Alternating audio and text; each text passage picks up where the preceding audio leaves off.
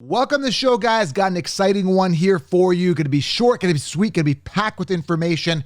3 running backs I absolutely love for Fantasy Football 2023. Why I love them and why they're going to exceed expectations for this 2023 Fantasy Football season. I'm super excited to dive in, guys. We do not stop rolling out the content here on the #1 Fantasy Football podcast here. Make sure you guys subscribe, thumbs up. In the comments below, let me know who you absolutely love at the running back position for this year. Love to get your feedback. You can also pre-order the 16-round drafts, which are right now at the lowest price of the season using code, guys, early line. That'll save you guys 25%, the lowest price of the year. Get in right now. We're going to crush Fantasy Football 2023, all right? Let's dive into this, okay? Let's talk about 3 running backs I love. And again, it's never too early to talk about fantasy. We go year-round. Now, I don't actually lay out my 16 rounds and know exactly who to draft until after the NFL draft because we know how the depth charts are going to lay out. I cannot emphasize this enough. This is early talk, but I already have a good sense of who I already like. So first running back I love here, again, drop a comment below. Let me know who you love.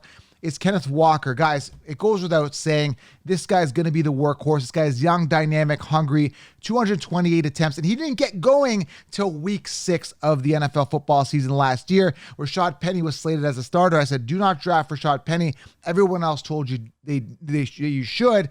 I told you to fade him, and fortunately for you guys who listen to this podcast, are lucky enough to have gotten Kenneth Walker. Everyone that listen to the mainstream sheep that said 0 RB, go wide receiver and get Rashad Penny as one of your top running backs, gave you bad advice. You should go back to those analysts, every single one of them, because it was 99% of the analysts out there. Tell them they were wrong and they got to be held accountable. So Rashad Penny, we know he sucked. Walker's going to be the guy, finished 18th last year in fantasy points. Again, didn't get started till around 6 weeks in. Love the upside, love the youth, love the talent, love the opportunity, love the dynamic playability. He could do it all, averaging 4.6 yards per carry. Love it, guys. He is going to be a stud. I got to watch the draft and see what the Seahawks do. But Kenneth Walker, absolutely love him for 2023, okay? Number 2, again, going to keep it short and sweet today, guys. Make sure you guys are subscribed. Drop a comment below. Let me know who you love. Number 2 is Jonathan Taylor. Now, Jonathan Taylor is in for a contract year.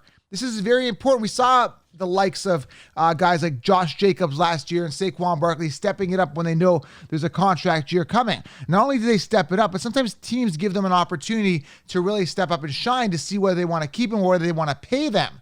So a guy like Jonathan Taylor is a stud. We know he's fully capable. Last year had a down year as I projected, right? I didn't think he'd have that much of a down year. I think he'd have, enough of a down year that I'd avoid him as a first overall pick is what I did. I ended up going Henry. It worked out, right? So it doesn't always work out for everybody. It's fantasy. There's no guarantees. And all these guys should be drafted as a part of a robust RB strategy. But I'm telling you guys, it should be a bounce back year. Guys, like last year, people were scared of Derrick Henry because he was injured. Came back, I said, it's a bounce back year for Henry. Sure enough, it was, right? Saquon Barkley, I told you it'd be a bounce back year for him, and it was. So Jonathan Taylor, I'm telling you, it's going to be a bounce back year, contract year. They're going to make some improvements on the Colts. They have to. They got to figure out that quarterback position.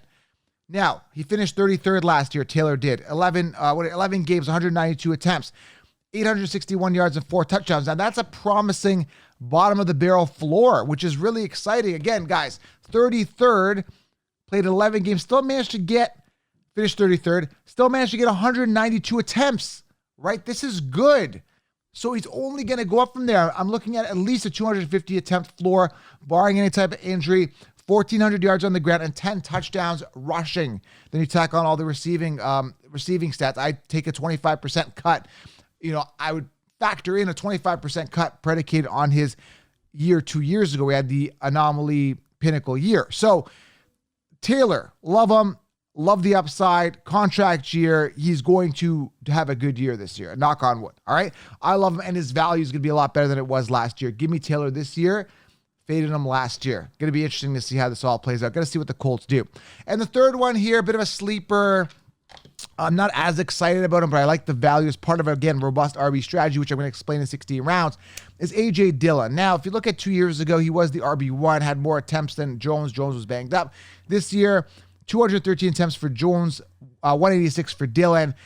And here's the thing that bothers me, right? It's one of those scenarios where Dillon, given the volume, could be a top 3 running back in fantasy. Aaron Jones has been the thorn on the side. Aaron Jones needs to go away. Now, he is at the end of his deal. They're talking about restructuring him for another 2 years, which will cost the Packers at least another $20 million. Are they going to do it? I personally would run A.J. Dillon and draft a rookie running back. Apparently, they believe in him. Obviously, there's question marks about, at the time of this recording anyway, that Aaron Rodgers might not be on the Packers. Talk about him going to the Jets. Either way, at the end of the day, they may keep Aaron Jones. If that's the case, I still think they push Dillon a little harder this year. I still think he takes the starting role. We know he gets all of the goal line work, right? That's the big deal. Not as many of receptions, but 7 rushing touchdowns, 4.1 yards per carry. He's going to get that goal line work, but it's always, going to stay under that 1,000-yard rushing. Hopefully, again, being a contract year, seeing what they do with Aaron Jones, what the quarterback situation could look like, look for A.J. Dillon either way to take a step up. All right, guys? Again, keeping it really short and sweet today. Walker, Jonathan Taylor, A.J. Dillon, 3 running backs I love based on value that should exceed their average draft position. All right, guys? Drop a comment below. Let me know who you love. Get 60 rounds. Pre-order it now. Use the code EARLYLION and get in right now. All right, guys? Subscribe, thumbs up. I appreciate you. I'm going to be rolling out the content quickly, short, bite-sized stuff as we start rolling out and figure out what happens with the NFL draft and how this is all going to lay out for 16 rounds, all right? I appreciate you guys. Don't listen to sheep. Line up. We'll talk soon. I'm out.